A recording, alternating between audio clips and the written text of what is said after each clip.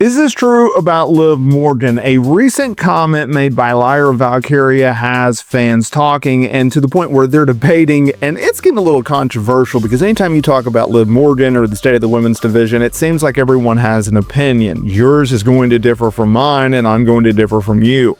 And the start of 2026 could not be better for Liv Morgan. She's on top of the world. She's been a focal point of WWE television on Monday Night Raw as part of the Judgment Day. She, although be it, came up short at Saturday night's main event while she and Roxanne Perez challenged Rhea Ripley and Io Sky for the Women's Tag Team Championships.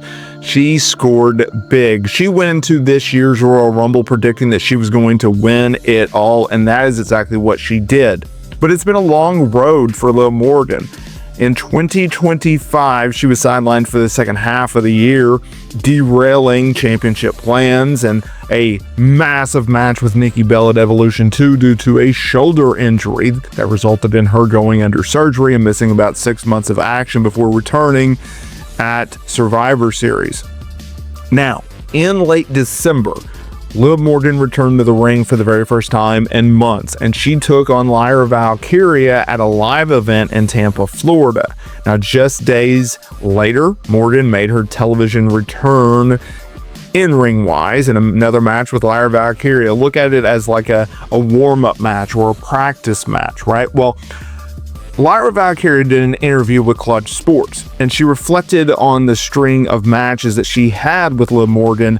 And I think they're very interesting in terms of the comments that she made. And this is where I ask you, is this true about Liv Morgan? Do you agree with Lyra Valkyria's point? And this is where the debate, this is where the divide, this is where the controversy really comes out. And this is what it is. She said, Lyra meaning Liv, it's been amazing. She's one of the top women in the company.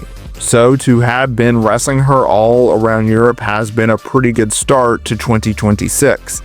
Now, there's going to be some of you say, why are you asking this?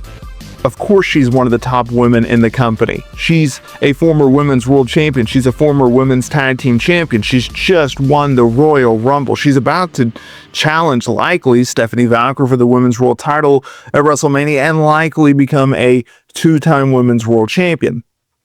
But I'm here to tell y'all, this is not as clear-cut as you may think.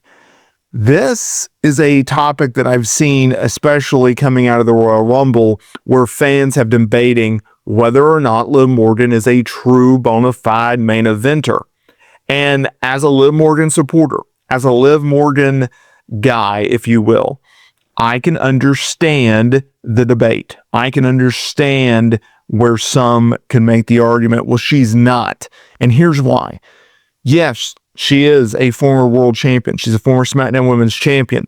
But a lot of people don't buy into the Liv Morgan World Championship run, where in 2024, WWE had no other choice but to put the title on Liv Morgan. They needed someone, so they picked her because Becky Lynch was leaving the company and Rhea Ripley was injured.